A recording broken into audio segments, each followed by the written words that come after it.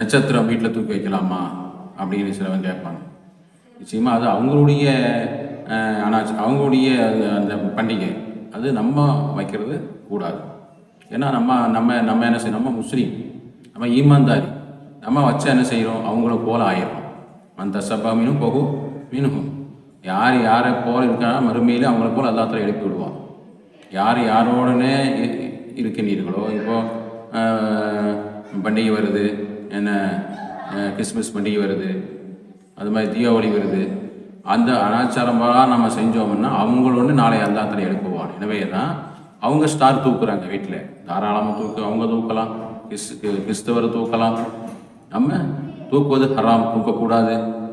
ஏன்னு சொன்னால் அது அவங்கள பின்பற்ற மாதிரி ஆகிரும். அது மாதிரி கேக்கு சாப்பிட்லாமா, கிறிஸ்மஸ் கேக்கு நல்ல சுவையான நல்ல விசித்திரமான கேக்கு கொடுக்கின்றார்கள், அது வாங்கலாமே.